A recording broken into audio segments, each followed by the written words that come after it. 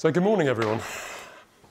So it's about 7 years ago that I was delivering the first presentation in my Ampere incarnation at a major industry event.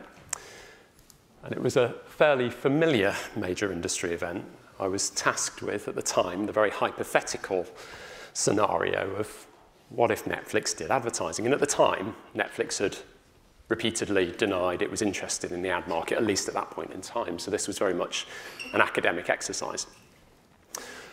And we'd concluded at that point that it probably could make more money if it introduced advertising, but depending on how it was introduced, it might have implications in terms of its growth trajectory. So it didn't necessarily make sense at that point in time. But obviously that's all changed. So the question is, why now? What's happened in the streaming industry recently that has prompted a bit of change in heart from many of the big streaming groups who were previously laser-focused on the subscription revenue?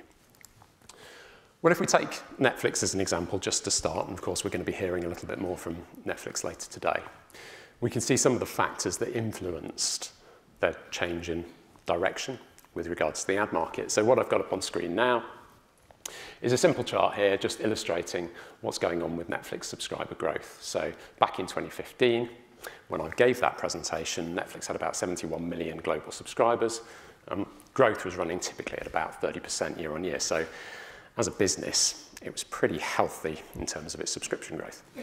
But if we fast forward all the way to 2022, we can see that growth has now dipped. It's now running at about 4% year on year.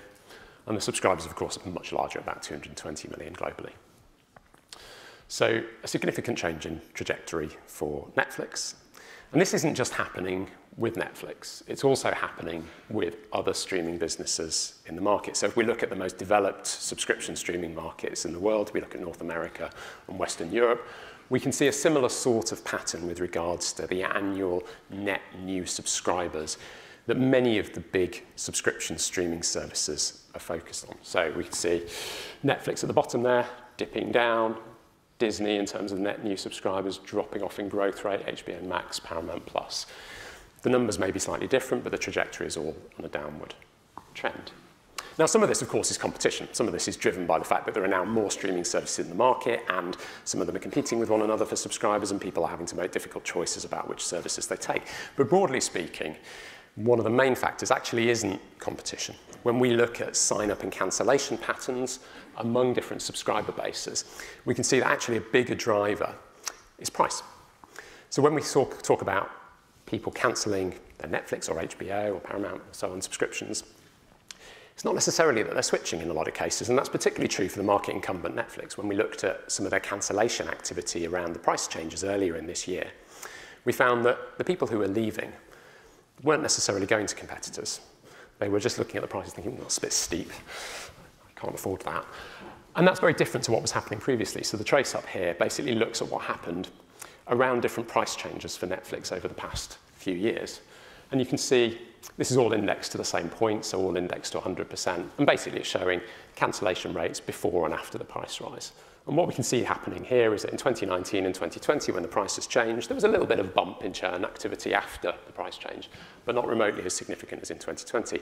So issues like cost of living, of course, are catching up. And of course, we're reaching a new point where these prices are already quite high. So for subscription streaming services, and I've just used Netflix as an example here, but it's applicable across the board. For subscription streaming services, they're obviously now having to think increasingly about how they generate revenue on a sustainable basis in the long term. It's not just about piling on subscriber additions, it's also about increasing their ARPU, and it's not necessarily just about price rises. So, something's happened to my slide formatting, but what does this all mean for the streaming businesses and for marketers? So those are the two big questions that I'm going to be dealing with in the rest of the presentation today. So first up, we're going to talk a little bit about what do we first know? What can we say about the industry that we definitely know? We're then going to have a quick look at what we don't know, and then we're going to make a few assumptions and figure out what it actually means for the direction of the business. So let's start off with what we do know about Netflix's new ad tier. So for starters, The subscription option with ads is available in about 70% of markets, or rather markets representing 70% of Netflix's global subscriber base. And you can see, broadly speaking, these are the largest markets that Netflix operates. So the blue bars on this represent the markets where the ad tier is launched. The orange bar represents where it hasn't launched. And broadly speaking, all the markets where the tier is launched is on the left-hand side. These are wealthier markets, they're larger markets. They're probably the best targets for an earlier rollout of an ad tier. They'll be more expensive from an ad perspective. So we know where they've launched the ad tier. We also know the price points associated with the advertising tier. So this illustrates in dollar terms the basic without ads in orange and the basic with ads in blue. And there's a bit of variation across markets. We can see that in some territories, the gap between those two price points is typically sort of $1 to $2. In others, it's as high as $3. So markets like Brazil, there's not so much of a big difference between the tiers. Markets like Germany and Australia, there's a big difference. Now, those differences don't appear to be random. There seems to be solid method in why there are some differences in the absolute prices. And we can have a look at that. Oh dear. Poor old slides, they've been mangled. We can have a look at what's going on this slide. So the scatter plot here is illustrating on the horizontal axis the consumer willingness to convert to a cheaper ad-supported tier. So in other words, how ad-sensitive they are, with decreasing ad sensitivity going that way. And on the vertical axis, we can see the discount rate of that new tier over the basic. So in other words, if you're in markets where consumers are more ad tolerant, like Brazil, you get a lower discount. So in other words, if people are thinking, well, yes, okay, this service is for me, I don't mind the adverts, you're probably not going to get as big a price drop over the basic tier. Conversely, in markets like Germany, Australia, where we've seen consumers stay at high levels of ad resistance, there's a bigger incentive for you to take that basic tier. So it looks like these price changes are broadly calculated to have similar sorts of effects across different Netflix markets. What else do we know? Well, we know that the vast majority of the content available on services like Netflix is available within the ad tier. Now, this varies in terms of the strategy across different groups, but for Netflix, a quick spot poll of some of the catalogues that we've been looking at suggests that probably about 92%, maybe a little bit more, maybe a little bit less in some markets, is available for consumers to view. So the vast majority of the catalogues available, there's a $2 to $3 discount in most markets. What else do we know about the business? Well, we know what Netflix is looking for. We know that the ad loads for streaming services typically tend to be targeted, particularly in the subscription arena, at slightly lower ad loads. So if we think about broadcast ad loads in Europe, they might be 8, 10 minutes. In the US, they might be 15, 16, 17 minutes. Streaming services have typically gone for lower ad loads, and particularly when you're asking consumers to pay a fee, it's generally probably not the done thing to stick in another 15 minutes of ads into the piece of content. So 4 to 5 minutes is what's roughly being targeted. The other point around the business is that CPMs are, of course, higher in the subscription streaming world, and Netflix is targeting very, very high CPMs indeed, so $50 to $60. Now, if we think about linear CPMs, this is many multiples higher than linear. It's also probably a factor of 2 higher than we've seen for some other big subscription streaming businesses. But on the other hand, you talk to a lot of advertisers, many of them are quite excited about the prospects of working with Netflix, so perhaps this is well judged. Lastly, we know, if we're thinking about how all of this adds up into Netflix's business, the last dimension that we need to think about, or at least the metrics that we can talk about now, how much content is being consumed, and therefore what those ad loads are likely to translate into in terms of impressions across the subscriber base. Now, this has become increasingly less opaque as time has gone by. There's better measurement of what's happening in the subscription streaming space. And if we take the US as an example, Nielsen registered about 1.3 trillion minutes of content consumed on Netflix in the last TV season. And that works out at about an hour per account per day. Now, it might be a little bit higher, might be a little bit lower, but it's about an hour. So we've got a few metrics in relation to a subscription streaming business, and again, I'm just using Netflix as an example here, but this is more widely applicable, that we can begin to figure out what sort of impact is this going to have on the industry. So the question now is, what don't we know? What do we need to fill in the gaps in order to figure out what effect it's going to have? So there are a few things. Again, sorry about the slides, something's gone a little haywire here, but what don't we know? We don't know how many existing subs are actually going to switch to the ad tier. So the ad tier has been introduced as a way to really get customers back, people who have been perhaps lost to Netflix historically, perhaps because of price rises, perhaps because of saturation, perhaps because of cost of living. But there's also going to be the effect that some of the existing subscribers are going to switch over. There's always that danger with any subscription business offering a lower price point. We know the markets it's in at the moment. We don't necessarily know which markets it's going to launch in next and the timing for that. We also don't know the exact incremental effect that launching a lower price service will have on subscriber growth. So we can guess that if you introduce a low price offer, you're going to get more subscribers, but how many? We don't necessarily know if those CPM targets that Netflix is talking about right now are achievable in the long term. They're high. Maybe they're plausible. And of course, we don't necessarily know the timescale that all of these changes are going to unfold over. So in order to make a few calculations as to the size of the effect on the industry, let's just make some assumptions. So let's imagine that of the existing subscriber base, about 20% of them, varying a little bit by market, depending on ad sensitivity and pricing, switch over. And they're mostly from the basic tier. Those basic tier customers tend to be a little bit more price sensitive, so they're not switching over from premium. Let's imagine in terms of the markets that Netflix is going to sequentially launch in the next largest countries. And on the incremental effect on subscriber growth, we've done some price sensitivity analysis in the US that would indicate that if you drop the price points by the degree that Netflix has, you're probably going to get an incremental boost to subscribers of somewhere between 3 to 4%. We'll see how that pans out, but let's assume that. On the CPMs, they're punchy, so let's just go with $40 for a starting point, see whether that works. And let's assume this is all going to pan out over the course of the next 4 to 5 years.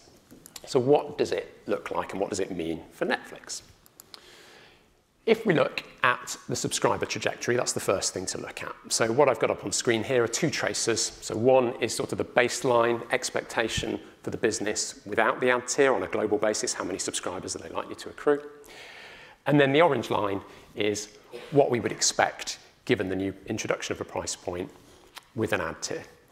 And our expectation there is probably about a 10 million incremental subscriber boost to Netflix's business, so an additional growth of about 4%. That's based on that price sensitivity analysis from the previous slide. So in terms of positive implications for the business, we're expecting more subscribers to come out of this globally. What about the impact on revenue? So let's have a look at the revenue. So 2022, Netflix is making, it's actually about 32 billion, or 33 billion, depending on which exchange rates you use. But by 2027, without the ad tier, we'd be expecting somewhere in the region of about $40 billion in subscription revenue for a business like Netflix's. By 2027, if we introduce an ad tier, we're expecting a little bit of cannibalization of that subscription business. So maybe that subscription revenue dips to about 36 billion, but that's more than compensated for by the volume of ads that the people on the ad tier consume. So we're looking at an incremental boost to revenue of about 5 to 6% based on about $7 billion global total. So broadly speaking, we can say in terms of Netflix, it's positive, both in terms of subscribers and in terms of revenue. And this is a lesson, I think, that's applicable, broadly speaking, across the subscription streaming business. Now, there are some complexities, I think, with regards to smaller services. Perhaps they can't sustain the volume to drive some of those high revenues. But for any large-scale subscription streaming service with a lot of content, you're going to be able to probably make a bit of an incremental growth boost to your revenue if you roll out an ad tier. So the other side of the equation is, what does this all mean for advertisers? So we can see it's very, very positive for Netflix as a business. What about marketers? Is this a good thing? Well, if we think about what Netflix and other subscription streaming services have done in the industry over the last few years, effectively they've locked out a pool of consumers from marketers. It's very, very difficult to reach certain consumers if they're only watching via a subscription streaming platform. And that's effectively what we've got up here. This is from some of our polling data, and we've asked people, what do you do over a typical month? Are you watching broadcast channels? Which broadcast channels, which subscription services are you watching? And we've basically just intersected those two. So this basically represents those people who've watched broadcast TV in the last month, those people who've watched Netflix in the last month, across about 26, 27 markets, about 50,000 consumers. And you can see there's about just under 10% of internet users are consuming via a service like Netflix, but not watching via broadcast TV. So there's a significant base that has effectively just been locked out. They're not reachable at the moment via your sort of traditional TV means. And that probably represents a pool of about 34 million homes, about 80 million people, maybe even more if you consider that the average Netflix home probably has multiple viewers in there. So maybe, let's imagine we've got maybe as many as 100 million people who've been locked out of the linear broadcast market by subscribing to subscription services like Netflix.